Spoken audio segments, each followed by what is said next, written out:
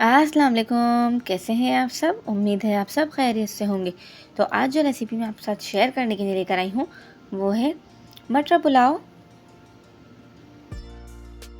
अगर आप मेरे चैनल पर नए हैं तो मेरे चैनल को सब्सक्राइब करें। इसे बनाने के लिए हमें सबसे पहले चाहिए आधा किलो चावल, मटर 1 पाव, प्याज 2 अदद, ज़ीरा 1 चाय का चमचा, तेज़पात के पत्ते 2, छोटी इलायची 2, बड़ी इलायची 1 अदद, टमाटर 3 से 4 अदद, हरी मिर्चें 4 अदद, लहसुन का पेस्ट 1 खाने का चमचा, कुटी हुई मिर्ची 1 खाने का चमचा, हल्दी 1 चाय का चमचा, नमक 2.5 खाने का चमचा, पिसा हुआ धनिया 1 चाय का चमचा, दही आधा पाव और तेल भी आधा पाव। पहले हम पैन में ऑयल गरम करेंगे और जो हमने प्याज स्लाइस करके रखी थी उसे हम फ्राई कर लेंगे। इसे हमें गोल्डन फ्राई करना है। ये देखिए इस तरह। जब प्याज फ्राई हो जाए तो आप इसमें फ़ौरन थोड़ा पानी ऐड कर दें। इससे इसके कुकिंग का अमल रुक जाएगा और प्याज मज़ीद गोल्डन या काली नहीं होगी। फिर इसके बाद अब हम इसमें लहसुन अदरक का पेस्ट ऐड कर रहे हैं। ये देखिए इस तरह। इसे भी थोड़ा फ्राई कर लेंगे। फिर हमने जो टमाटर कट करके रखे थे, हरी मिर्ची कट करके रखी थी, वो हम इसमें ऐड कर देंगे।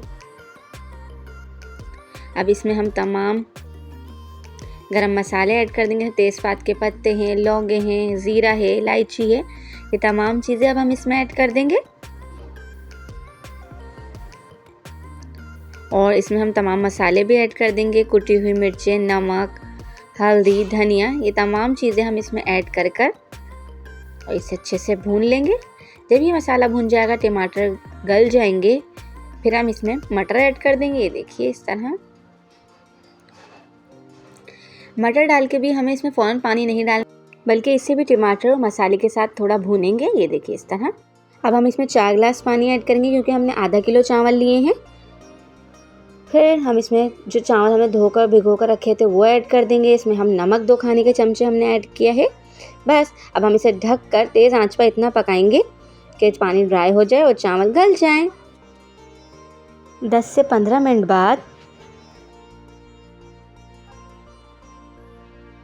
ये देखिए, अब देखिए तमाम पानी खुश्क हो चुका है, थोड़ा पानी है। तो अब हम इसे हल्की आंच पर दम पर रख देंगे और 15 से 20 मिनट का दम देंगे।